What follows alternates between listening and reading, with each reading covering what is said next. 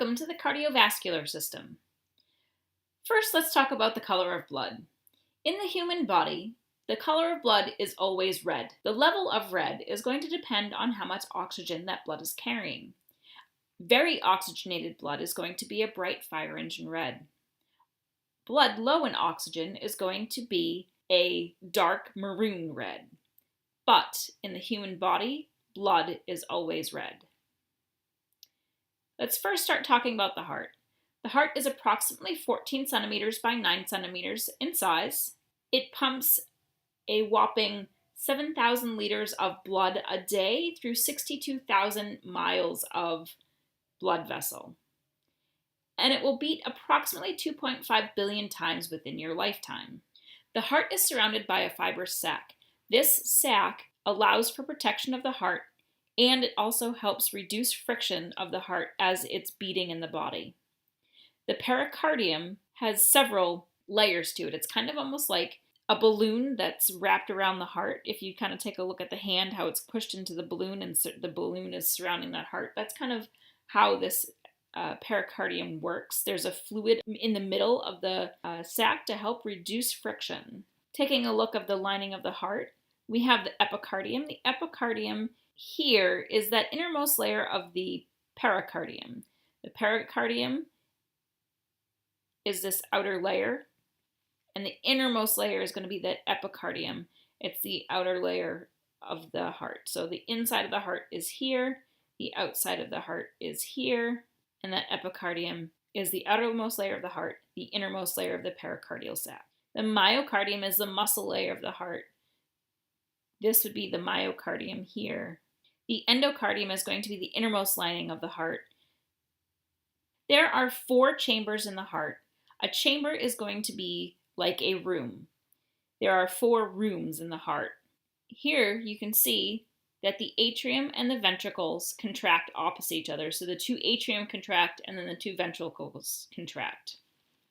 So let's take a look at the parts of the heart. This side is going to be the left side, and this side is going to be the right side.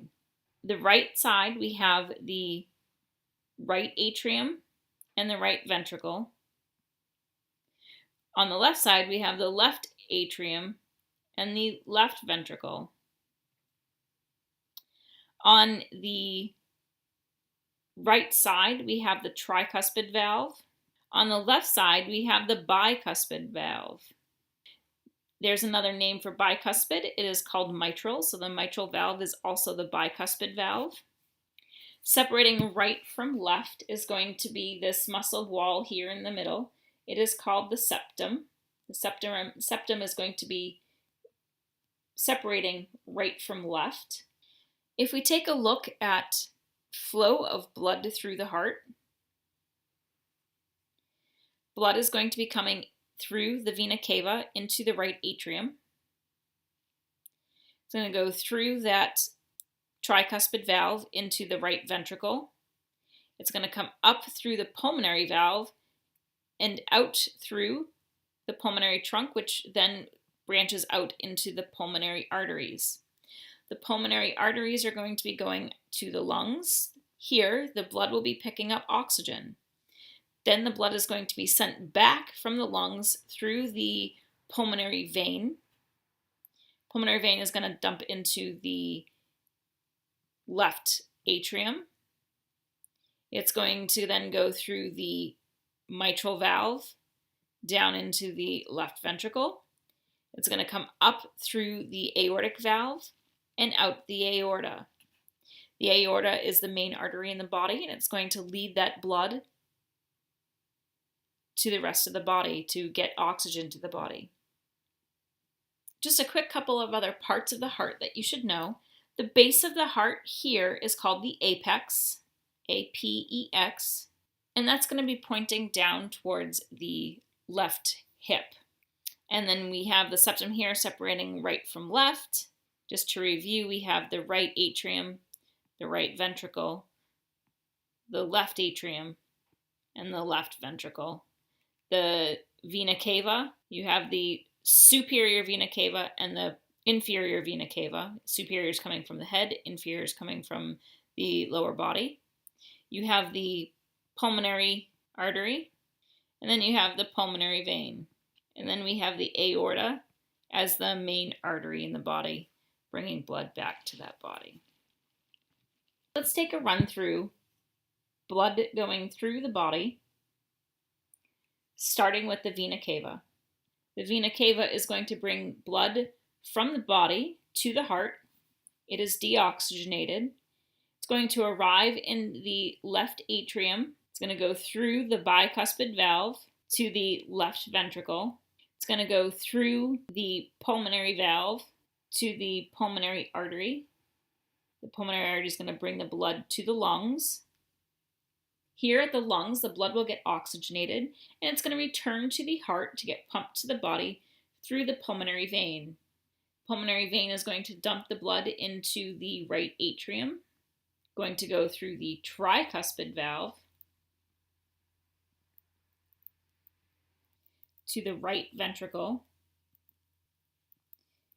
through the aortic valve to the aorta, which is the main artery in the body, and then this is going to bring the oxygenated blood to the body.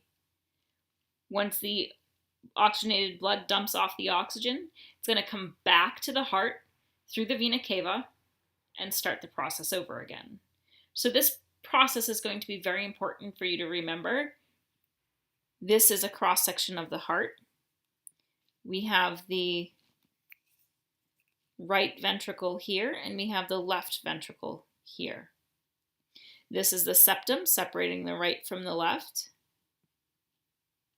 And if you take a look at the muscle wall on the right side is much thinner, as the right side is pumping blood to the lungs, and it doesn't have very far to go. The left side of the heart has a much thicker muscle layer, and that's because it has to pump the blood all the way through the body. So there's a lot more force that's going to be needed to get that blood to where it needs to go. So the left side is a little bit thicker because of that. This is a picture of the valves that we were talking about. We have the tricuspid here that's on the right. And then we have the bicuspid valve here on the left, the mitral valve. And you can see that there are cusps, 1, 2, 3 on the tricuspid, and then we have 2 cusps on the bicuspid. The aortic valve and the pulmonary valve are both called semilunar valves. And that's because the shape kind of looks like a half moon if you look from the side. So the pulmonary valve and the aortic valve are both semilunar valves. Here is an overall of the circuits in the heart. We have 2 main circuits. We have the pulmonary circuit. The pulmonary circuit is going to be the blood going from the heart to the lungs. So we have the blood from the right side of the body to the lungs to pick up oxygen, and then it's going to come back to the heart to be pumped out through the systemic circulation to be pumped out to the body, and which is going to come back via the vena cava to the right side of the heart and back to the lungs.